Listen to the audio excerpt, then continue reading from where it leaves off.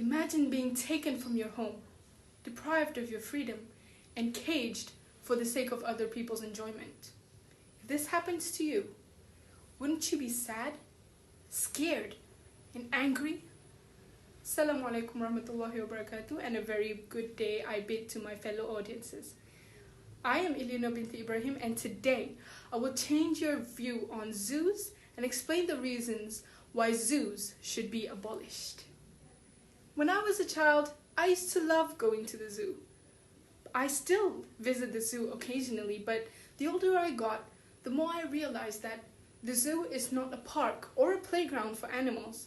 It is a prison, and there is nothing to love about a prison.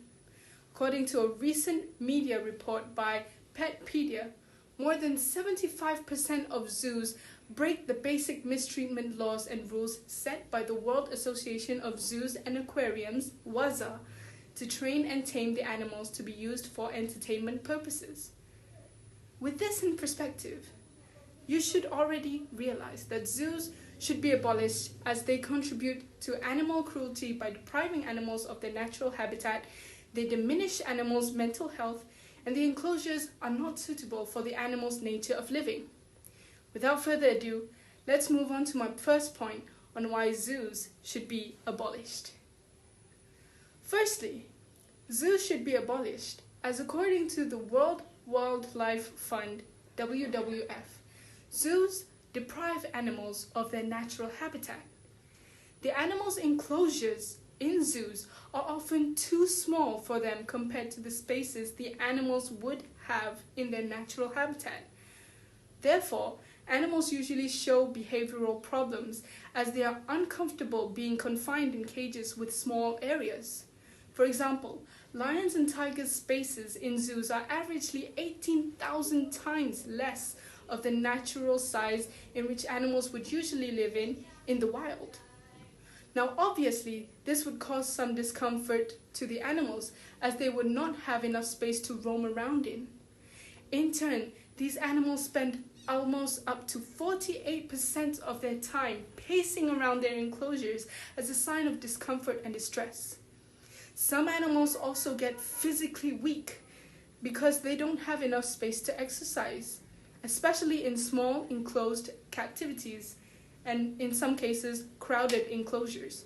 For example, many deaths of elephants in zoos are linked to obesity as the animals are constantly fed but get close to no exercise in their small enclosures.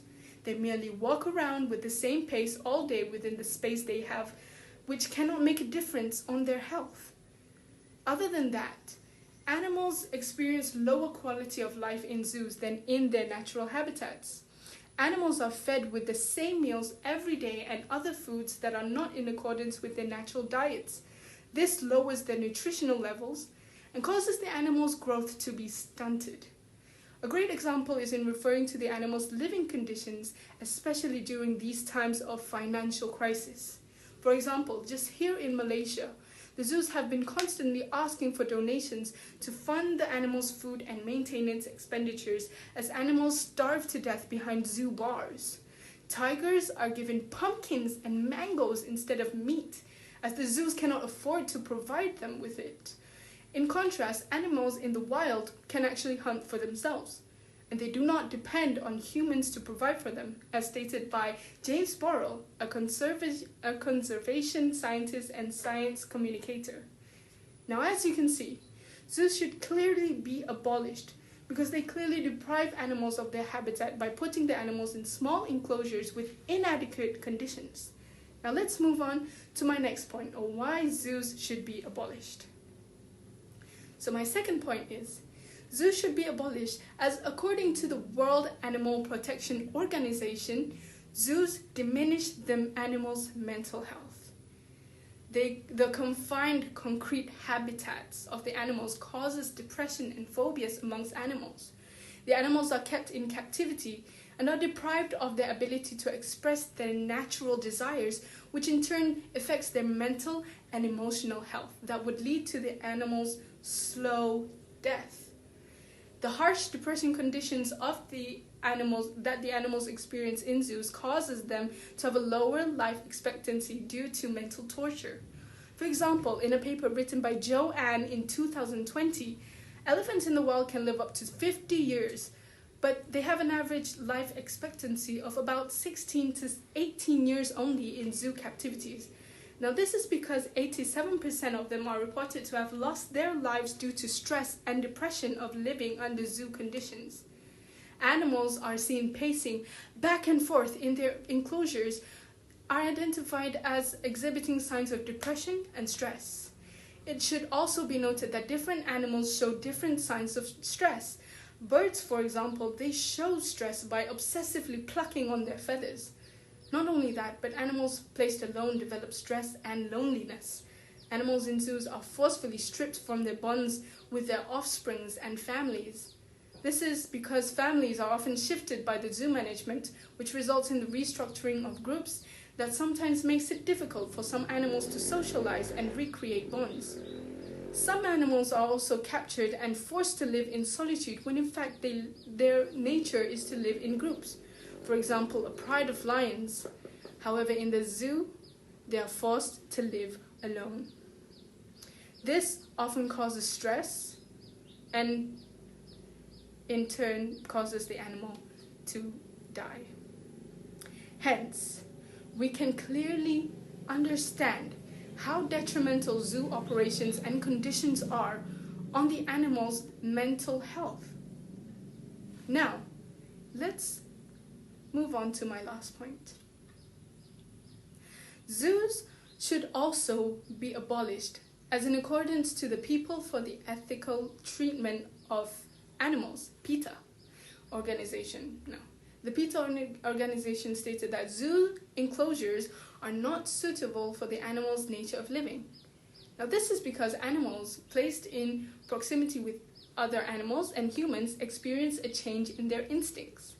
Animals that are kept in zoos for rehabilitation purposes lack survival skills as they lose their instincts after being held in zoo captivities. This is because during their captivity in the zoo, they are fully dependent on humans to live.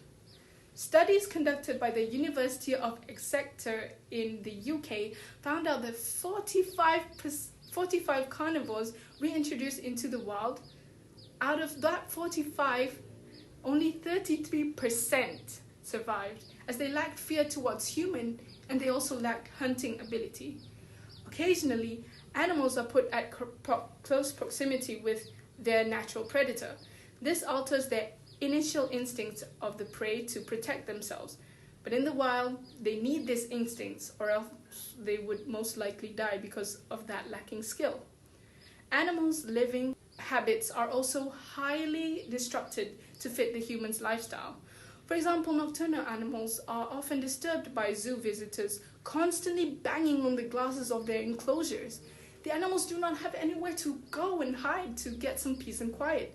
This causes them to stay up during the day, changing their natural sleeping pattern. Now, animals must also endure screaming, knocking, and camera flashes from zoo visitors. These actually highly irritate the animals but they can't do anything about it, and they must grow accustomed to the disturbance. For example, in petting zoos, the animals has been tamed and forced to be used to human contact when their natural instinct is to run, hide, or attack.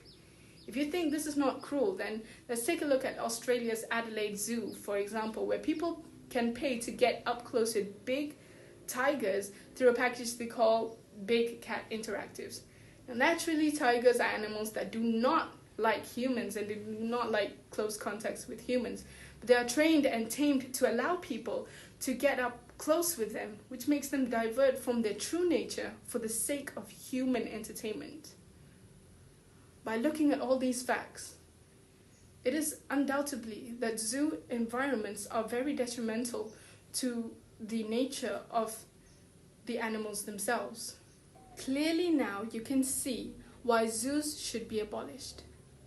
It is cruel to keep animals in a place where they are deprived of their natural habitat, where their mental health is jeopardized, and where the enclosures are not suitable to their nature of living. Hence, we must all take a stand and raise our voice against this injustice that these animals are facing due to zoo cruelties by supporting the end of zoo operations. For years, the operations of zoos have been mostly for educational purposes for children. However, this reason seems to be irrelevant nowadays, as children have all sorts of gadgets to help them learn about animals without having to risk the actual animals' lives. In referring to the question of animal preservation and rehabilitation, it can be done by organizing government-funded sanctuaries to ensure that the animals can develop in the right type of habitat before being able to be safely released back into the wild.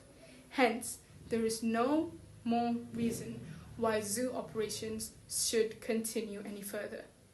Before I end my speech, I would like you all to open your hearts and your mind and ask yourself this question. Would you be happy if you were treated with the same type of cruelty that animals are facing in these zoo captivities? If your answer is no, then what makes you feel that it is fair that the animals are treated this way? Surely by answering this question, you would also agree to abolishing zoos. I am Ilieyeennur Binti Ibrahim. Thank you for listening.